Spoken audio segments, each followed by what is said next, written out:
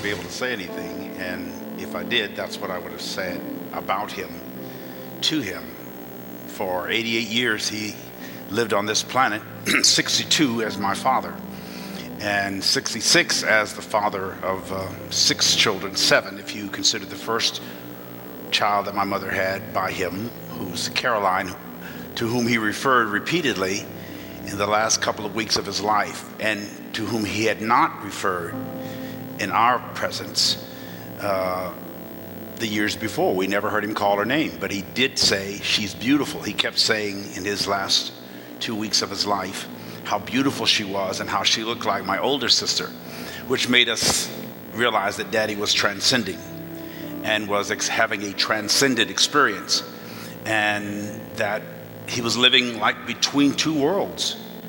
And all of us have questions, excuse me, about this whole experience we call life, and you've heard me refer to it as a sexually transmitted disease that is incurable and terminal, because we ultimately go through the experience we call death, but it's not untreatable. We are all in some form of treatment now with the dis-ease or the tension of living on this planet.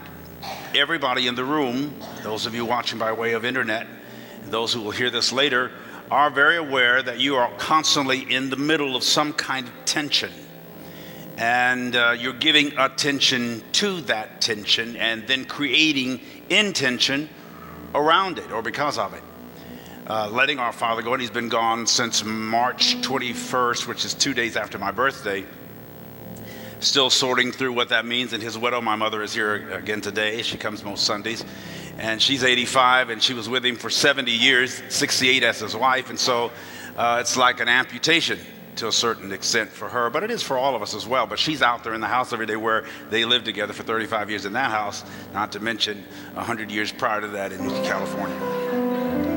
So we're going through transition and a kind of transformation, but beyond all of that, which is what I will address myself, that's my assignment today, to talk about transcendence, going and living beyond or besides, and maybe in some ways before. Is this the end, this present experience? Was there something before now? Is there something besides now? And is there something beyond now? A few minutes, several of you stood in recognition of a transition that had taken place in your life by somebody you knew or somebody you loved. And you have memories of those persons. And some of them, there are hundreds and hundreds whose ashes lay behind us in the garden, and others who are in cemeteries all across the planet. Some people are buried in the sea and will never be seen again. That's part of the transitions of life, but we like to believe, because we can't prove that there was anything before or that there's anything after this experience.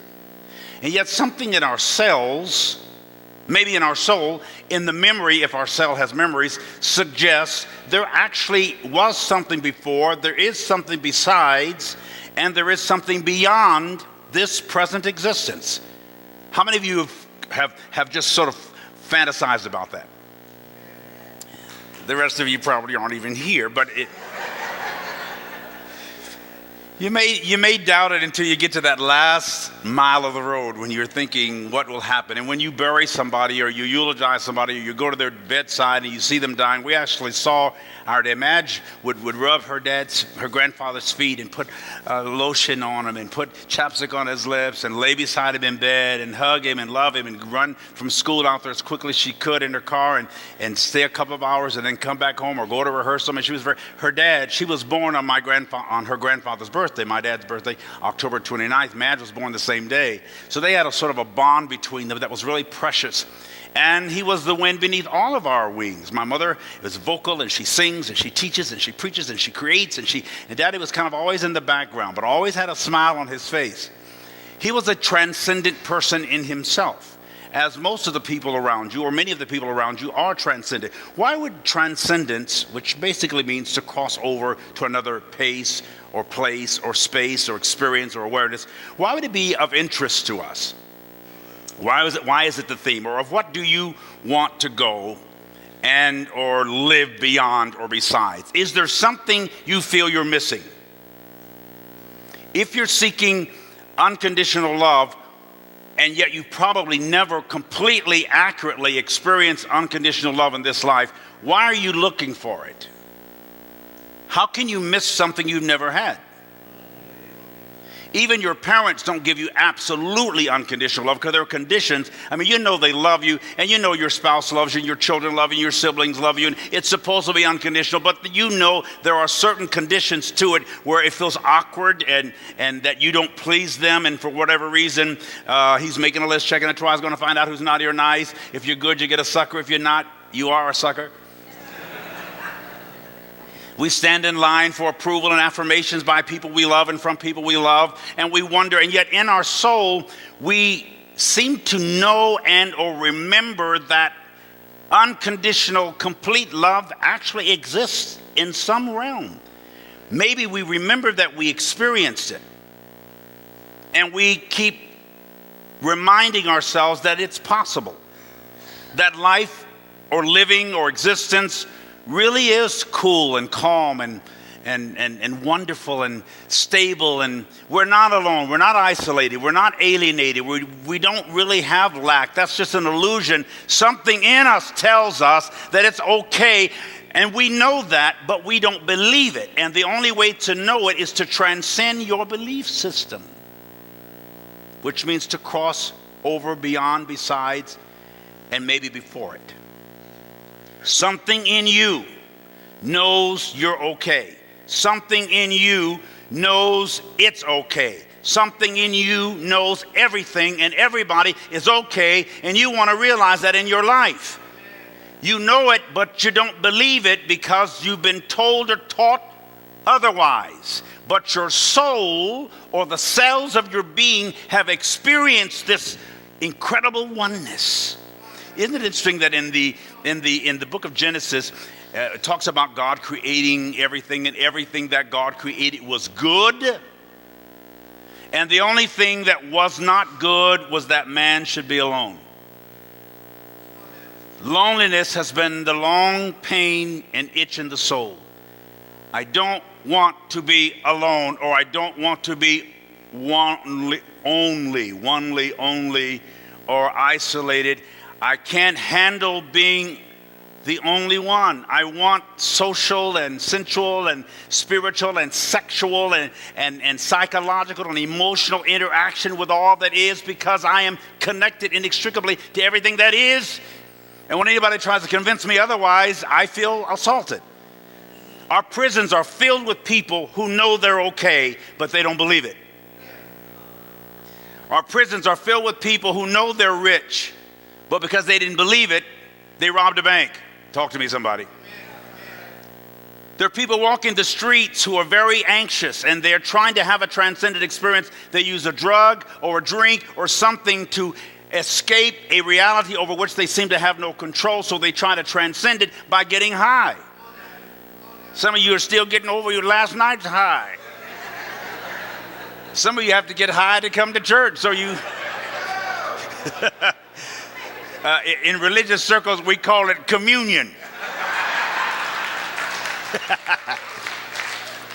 Sometimes we want to deaden our senses to a reality that seems to be tyrannical. We're not just human beings looking for spiritual experiences. You may have heard that saying. We're spirit having an earthly encounter. We have a body, we have a mind, but we are spirit. We are essence. We are ether. We are other than. Essence is the intrinsic nature or indispensable quality of something. Your intrinsic goodness. When somebody suggests otherwise, you get offended. You know, remember this if you don't remember anything, you know you're good. You essentially know you're God or divine. You know you're awesome and amazing and wonderful. You know that. And even if somebody tells you, you go, oh, you don't really know me. But if they say otherwise, you ain't nothing, you want to slap them. Your nostrils flare. Your eyes begin to pat, and you get very defensive because when somebody says that you're anything other than good, it's offensive to you because deep down in your soul, even if you didn't do good, you are good. Talk to me, somebody. So we're dealing with this intrinsic quality, this knowing, even if it's sort of abstract. It determines a deeper and more accurate character. I know I got this. Say this. I know I've got it. So we're all lonely for the memory of ourselves and of our souls of some pre-incarnate reality or existence that our soul remembers. You remember being really, really cool. You remember somewhere in your soul that you're incredibly creative and insightful, even if you flunked every test you've ever taken in school. Even if your GPA has always been stupid. One of my friends said when he was first born, and this guy's a doctor today, he said when he was born, they gave him an IQ test when he was little, and the doctor told him a couple of more points, he'd be a vegetable.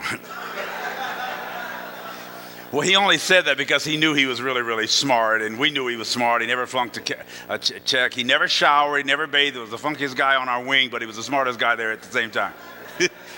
We all knew that. And today he's a medical scientist and a professor.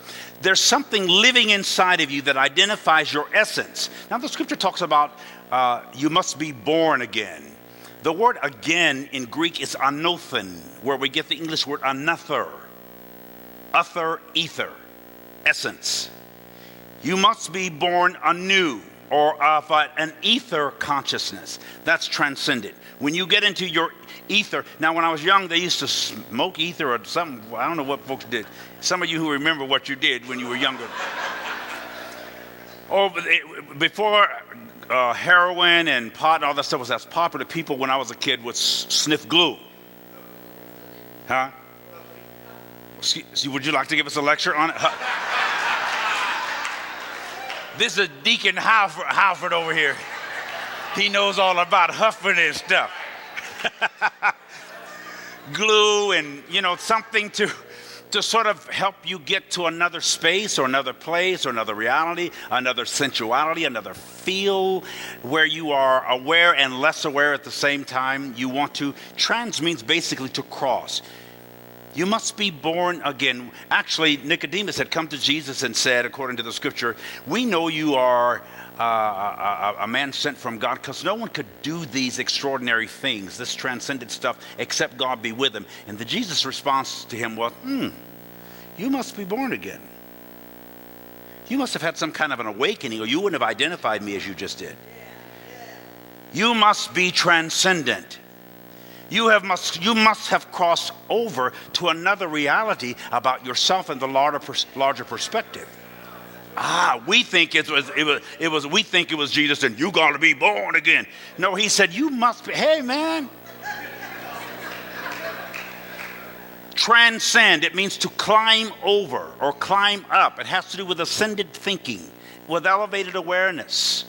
You must have climbed and clawed your way up from that lower dimension of consciousness to a higher or measurement of self. Or you wouldn't have recognized that I'm moving and living and being in God and as God. All of us are in our own ways. You've got to be born again. Now there's a scripture, 1 Corinthians 4:17 says, for our momentary light affliction is producing for us an eternal weight of glory that far beyond all comparison. Verse 18. Now this is the important verse. While we look not at the things that are seen. That's hard to do. While we look not at the things that are obvious, but at the things which are not seen. Things that are inconspicuous or less conspicuous. For the things which are seen, the things which are apparent or which appear are temporal or temporary. They are impermanent.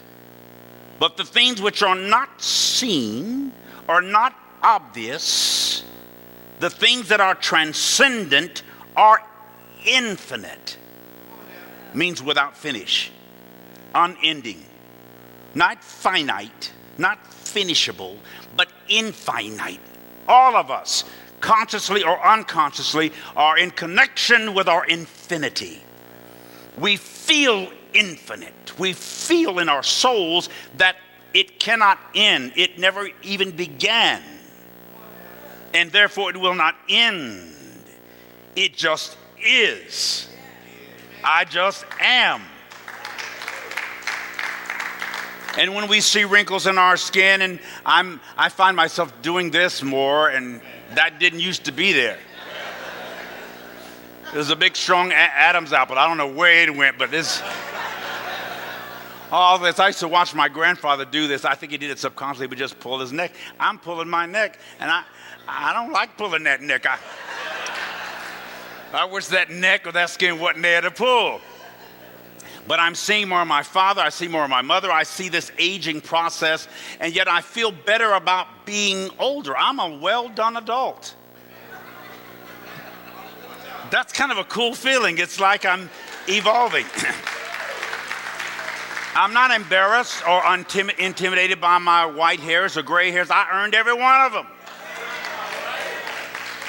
And so I don't have to hide them. I kind of tint them every once in a while and lean them to the left. Sometimes seems a little overwhelming, but at the same time, that is actually I am crossing over to transcend or to climb over or climb across. It's not really, we think of transforming as transferring. We're really just transcending. You're climbing through or over something right now. If I was to start with Ron and end up way in the back to the gentleman with the beard almost as gray as mine back there, you'd all have a story to tell about something you're climbing or clawing your way through right now. You don't like feeling down. You want to feel up. Some of you came here today because you thought you'd feel a little bit more up than you feel down or fell down. You want the service to be uplifting. You want the music to be uplifting. You want the songs to be uplifting. You want the series or the sermon to be uplifting. You want to feel better about yourself when you leave here. We learned from Maya Angelou and others that people don't remember always what you say. They remember how you make them feel. When you're talking to your children, you're talking to your spouse or your partner or your business associates, or you're talking to your students or your teacher, they'll remember not always what you said, but they will remember how you made them feel. If you elevated their self-awareness, if you made them feel better about themselves, not bitter about themselves, but better about themselves, they'll like you forever.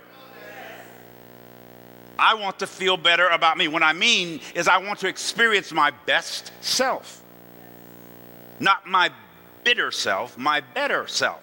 Turn to somebody and say, I'm not really bitter, I'm better.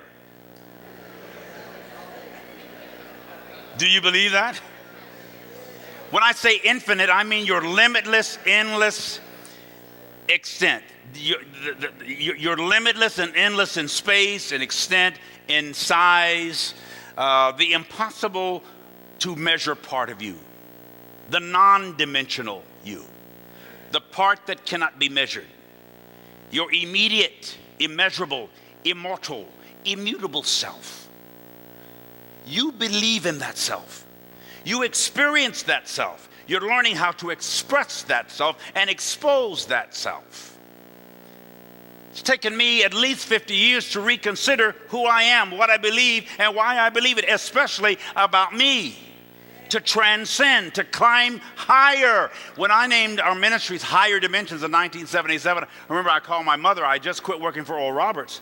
I decided that I was going to resign my job as associate evangelist. I'd only been there 2 years.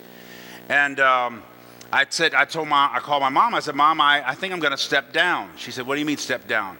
I said, well, I want to go out on my own and create my own ministry and find myself. And, I was about 22 or something like that, 23 something. She said, do you believe that's what God would have you do? I said, yes, ma'am, I really believe. Are you following did you pray about it? Did you fast about it? I said, yes, I did all that. I believe that I'm supposed to step down. She said, well then, son, you're not stepping down, you're stepping up.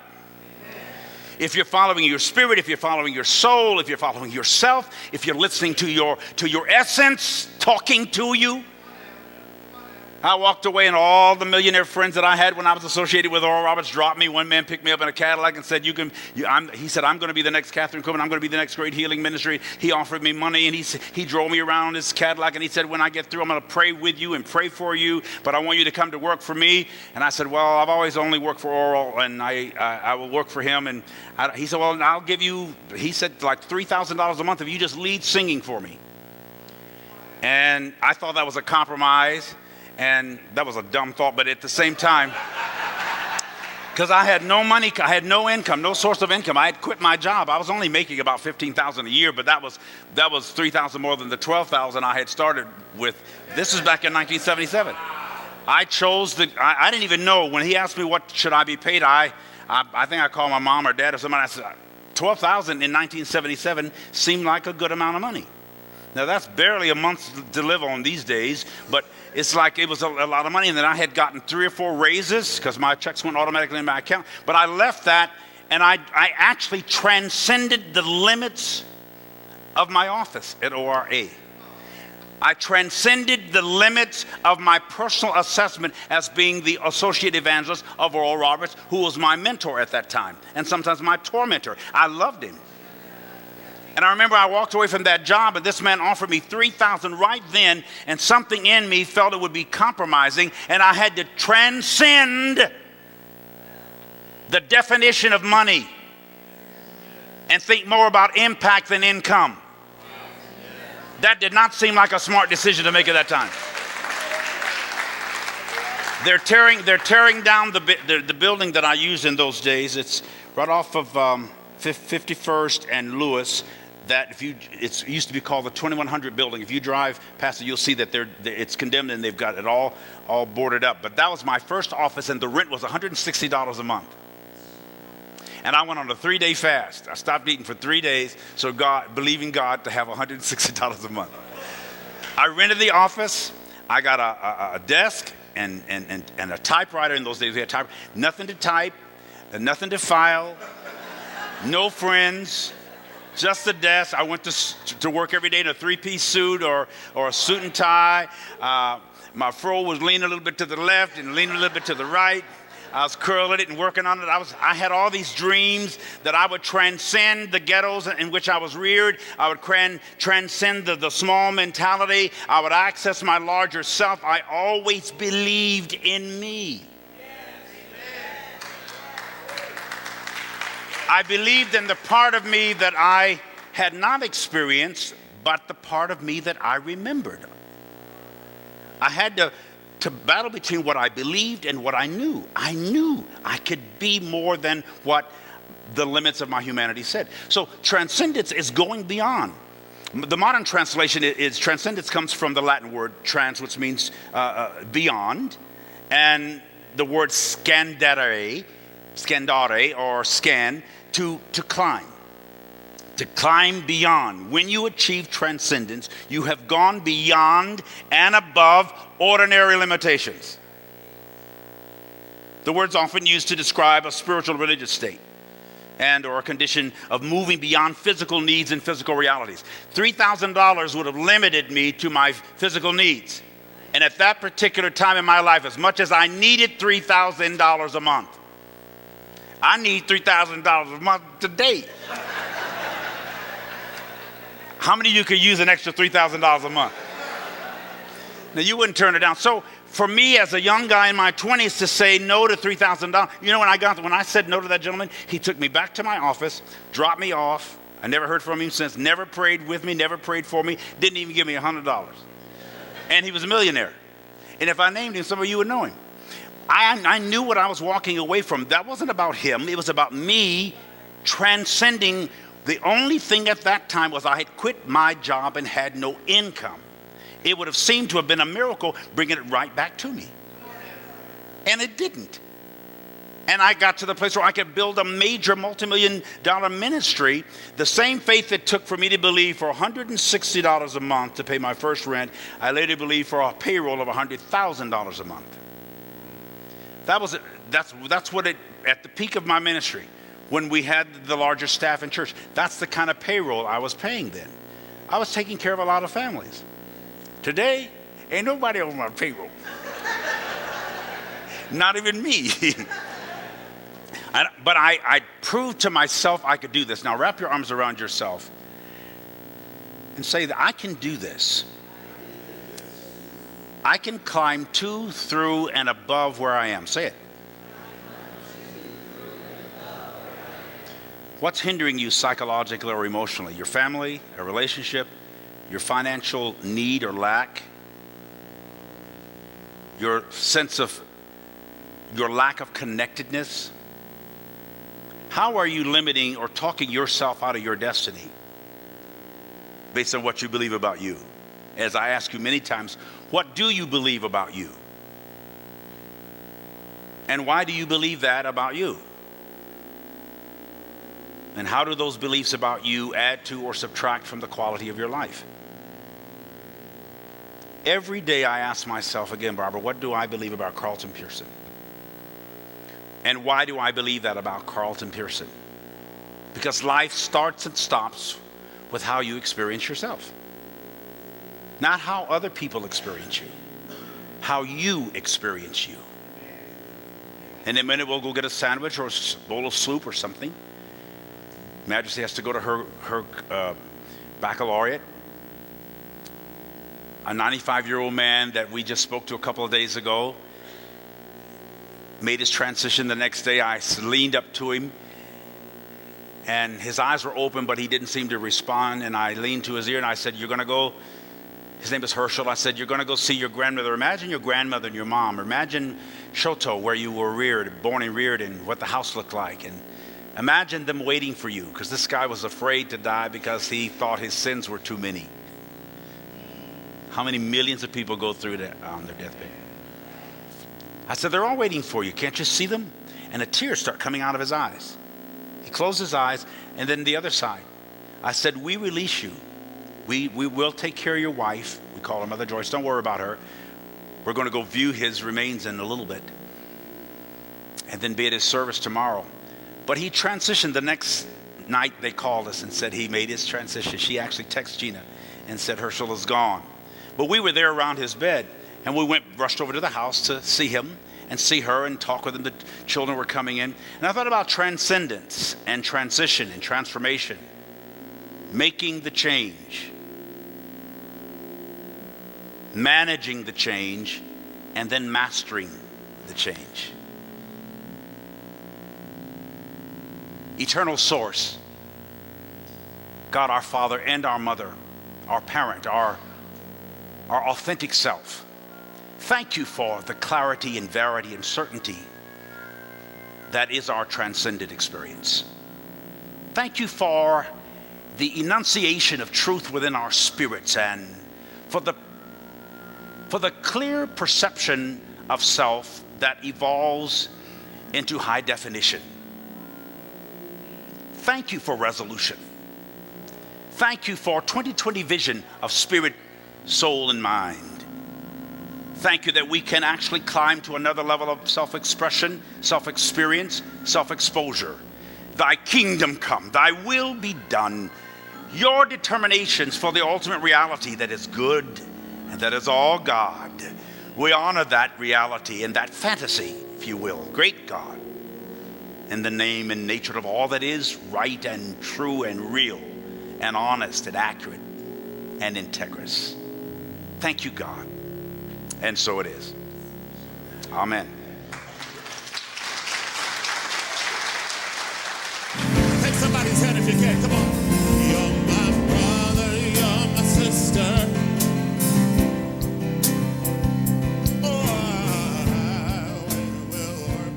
Thanks for tuning in online. We are so pleased with all the different people who have been tuning in from all over the country and all over the world to our ministry and what we're doing at All Souls here in Tulsa. If you have a chance to send me an email or connect with me in some way, let me know what you're finding, why you tune in, and what you're getting out of it. I would love to hear from you. I'm always pleased when I get messages from different people who tell me all kinds of things about the impact of All Souls Tulsa's ministry on them and their lives and their families. And if you get a chance to make a gift to support this ministry, to become a partner, we would love to partner with you and have you be a friend of the church and somebody who is actually supporting us to create this congregation and the world that we're trying to create together. You can be a part of it, and every gift of every amount makes a difference. We really appreciate your support.